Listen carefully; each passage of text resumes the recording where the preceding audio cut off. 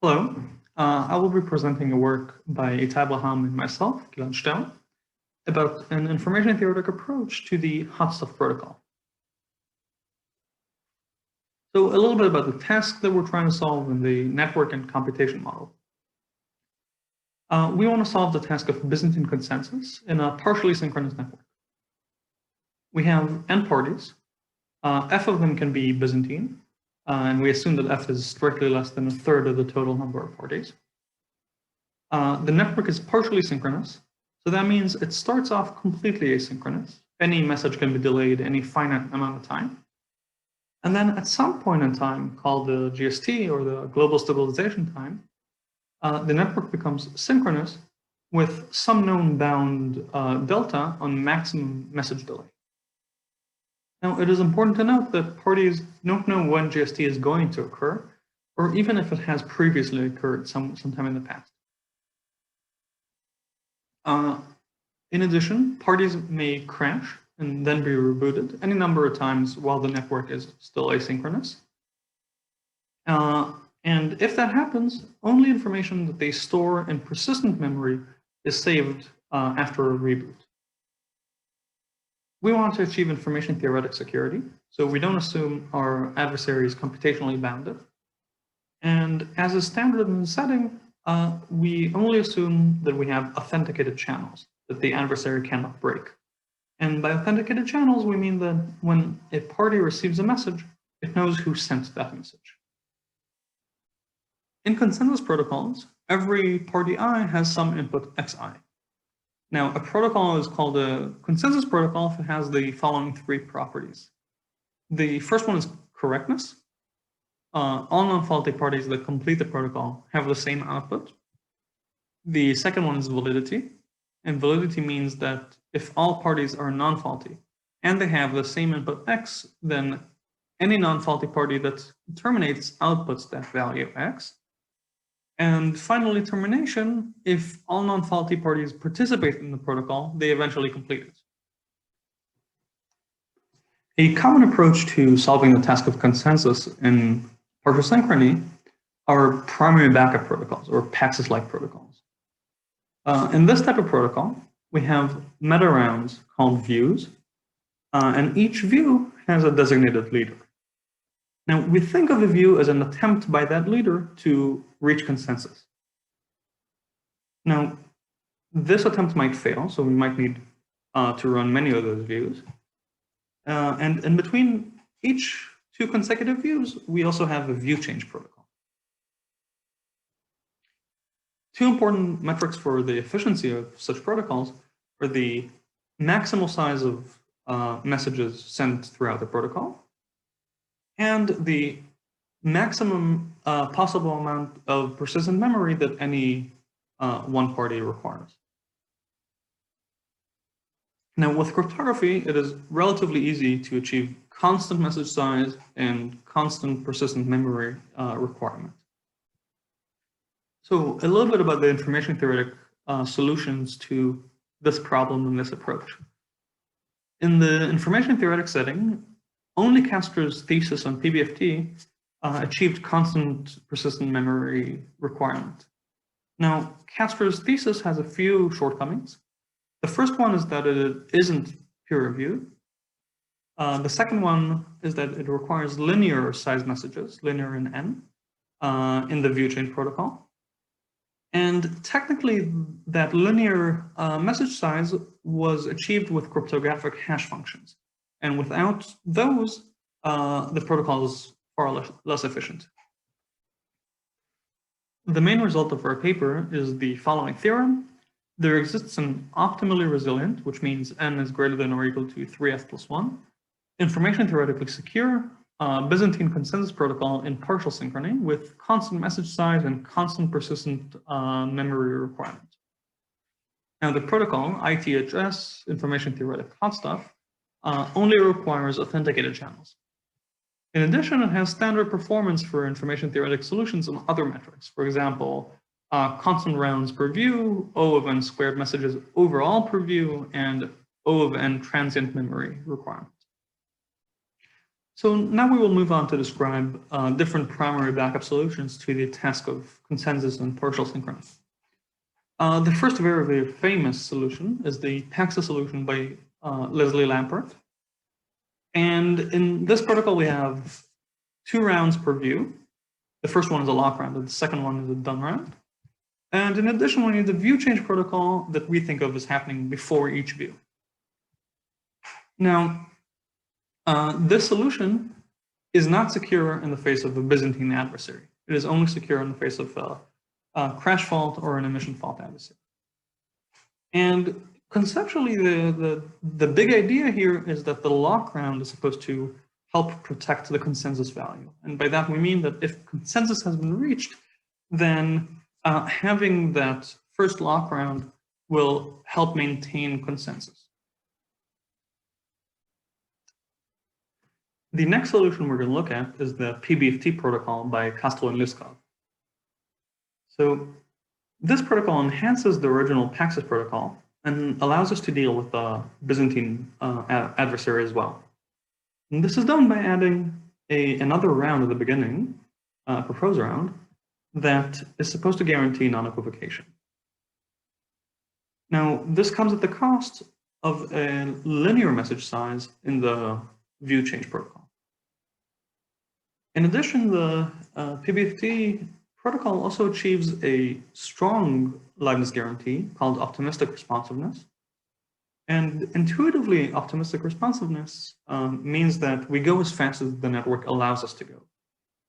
Now, more specifically, if we have a non-faulty leader, and messages are actually delayed much less than the upper bound in message delay, delta, we don't want to achieve consensus in time that is proportional to delta, but in time that is proportional to the actual message delay.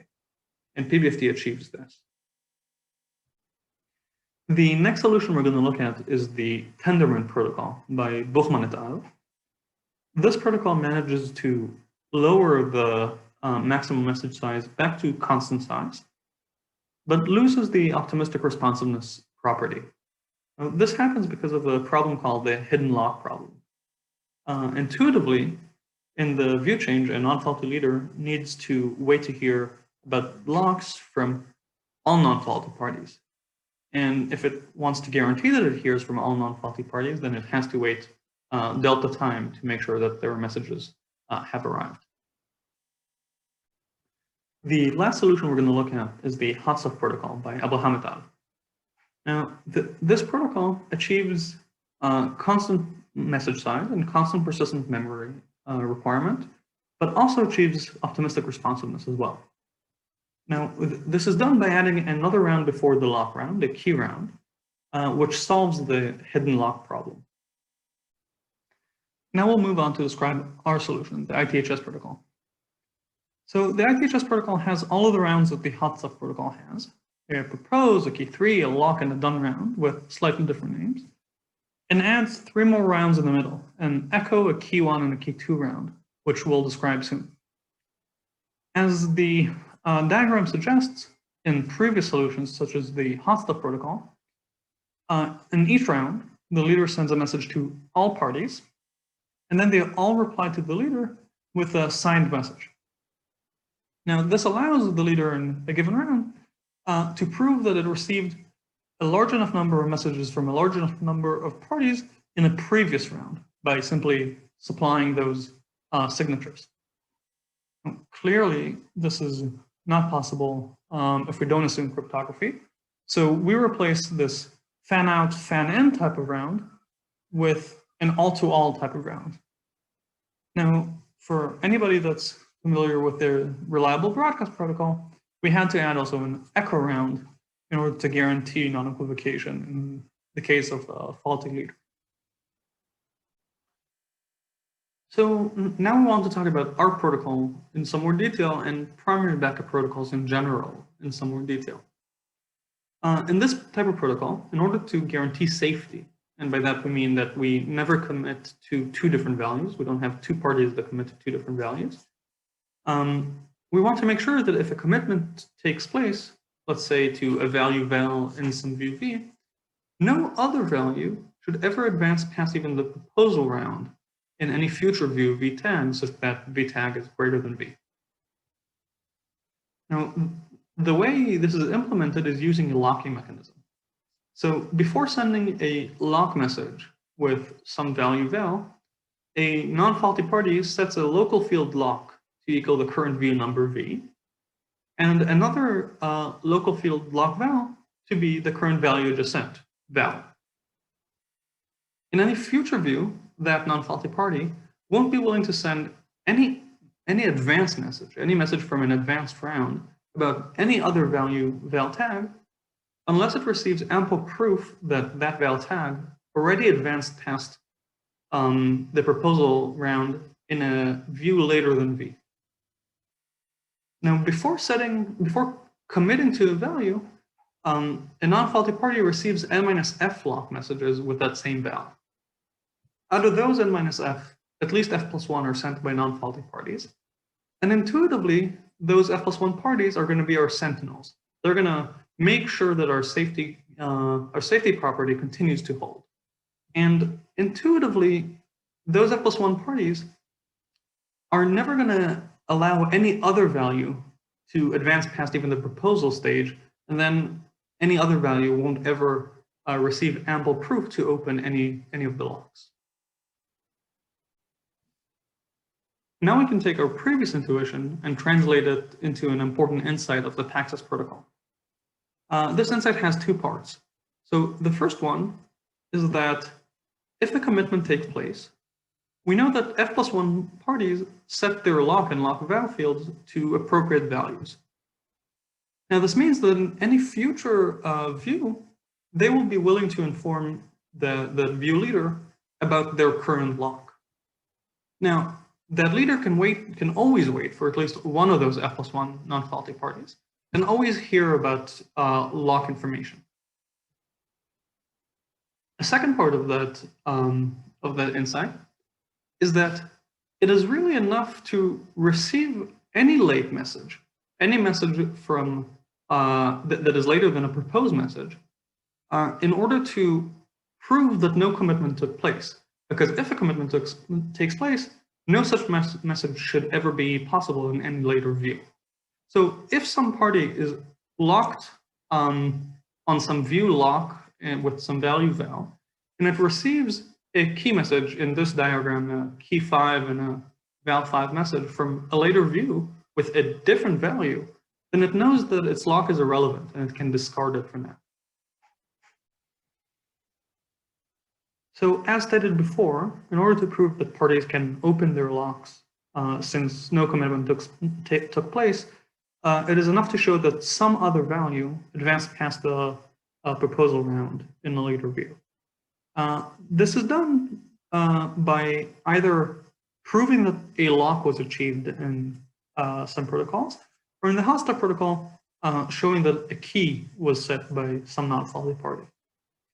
Now, those proofs need to be transferable. So if a leader receives such a proof and believes that, for example, it received the key and it believes that it can open any lock from an older view but a different value, it needs to be able to pass that proof on, pass the proof that a key was set to other parties that might have locks. Now, with cryptography, this is relatively easy. We can use signatures and pass on the signatures as well. Without cryptography, this transferability is entirely non-trivial to achieve. Now, the first attempt, and in my opinion, a very natural first attempt, is just broadcasting every message using Bracha's reliable broadcast. Now, in this case, if some non-faulty party, for example, the leader, receives a message, for example, a key message or a lock message, then eventually every non-faulty party will receive that message as well. Now, this means that if a leader receives enough proof that any lock can be opened, then eventually every non-faulty party will receive that proof as well and will be willing to open their locks. Unfortunately, this approach requires unbounded space. This happens because we might need to maintain broadcast sessions from the distant past into the far future. we can't actually bound the number of views we're gonna have. And we might need a broadcast session in each, or maybe many broadcast sessions in each view. And each one of those sessions requires some persistent space.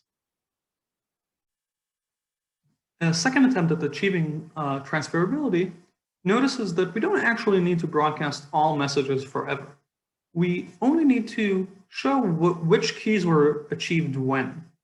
If we remember our intuition from before, even one key that was achieved, that was set after a lock was set, is enough to open that lock if that key is non-faulty. So in order to achieve this transferability, we can save a full history of our key information. And then when needed, send that history to all parties. And then if they have a lock, they will be willing to open their lock if they see that enough keys were set. Now, this is a nice intuition, but this still requires unbounded space. I need to save all of my history of keys, and even unbounded message size. I need to send a full history of my keys as well. Our third attempt at achieving transferability uses a technique from the HotStuff protocol. So in the HotStuff protocol, it was noticed that if we add a round before the lock round, we guarantee that information is passed on in future views as well. More specifically, if some non-faulty party sets a lock with some value val, then it first received n-f key messages with that same value val. Now, out of those messages, at least f+1 were sent by non-faulty parties. And we know that we can always wait for at least one of those parties to send its key information in a future view. In our protocol, we know that if a key 3 is set, then any future leader will hear about key 2s. And if a leader hears about a key 2, then all of their parties will hear about key 1s. So each time we add around here, we add a layer of transferability. Now, if we just send one key 1, this might not be enough. That is because a key 1 can change many times while a key 2 only changes once. So intuitively, when a leader hears about a key 2, it expects that everybody will hear about key 1s that show that any relevant lock can be opened. Now, a key 1, in this case, can change many times. It can, for some time, have a different value than any lock's value, a given lock's value, and then revert back to that lock's value later. Now, at that point, when it has the same value as a lock's value, it doesn't actually show that the lock can be opened. As stated before, in order to prove to a locked party that it can open its lock, since no commitment took place, we only need to show it that some other value passed the proposed round. Now, if some party has a lock with some value val, and a key 2 is achieved with some different value val tag in a later view, then before setting that key 2, a party receives n-f key 1 messages. Now, those key 1 messages have the same value val tag, and at least f+1 of them were sent by non-faulty parties. Now, again, as stated before, the issue with this is that those parties might update their key 1 values many, many times before the key 2 value is updated again. However, if we look at the last 2 key 1 values that those parties set, they're always going to show us that the lock is irrelevant. Either the last one is different than the lock, if it doesn't change, and then this is enough to show that the lock is irrelevant, or we have 2 different key 1s that are set after the lock, and at least one of them doesn't have the same value as the lock. So if we either show one key 1 that is later than the lock and has a different value, or 2 key 1s that are later than the lock, we know that the lock can be opened. So now we want to actually be convinced that this type of proof actually shows that the lock can be opened. So the first case, as said before, is that if we have a single key, key one, that is set after a lock with a different value. For example, if the last key set is key 5 with some value val5, which is different than val. Now, if we send the last two keys, in this case, key 4 and key 5, we'll see that key 5 was set later and it has a different value and the lock can be opened. On the other hand, it might be the case that we've changed our keys many times after a lock was set. So, for example, in this diagram, if we send the last two keys and their corresponding values, the key 4 and key 5 with val4 and val5, we're only going to send ones that have different values. It can't be the case that both val4 and val5 equal the lock, the lock's value. So at least one of them will provide proof that the lock is irrelevant. Finally, using this insight, we see that two keys are actually enough. We need to save two keys of each type. And this only requires a constant amount of persistent storage, just the last two keys of each type, and constant message size as well. We can just send the keys and their values.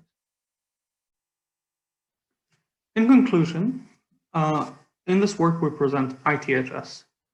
ITHS is an optimally resilient, information-theoretically secure, Byzantine consensus protocol in partial synchrony with constant message size and constant persistent space requirement.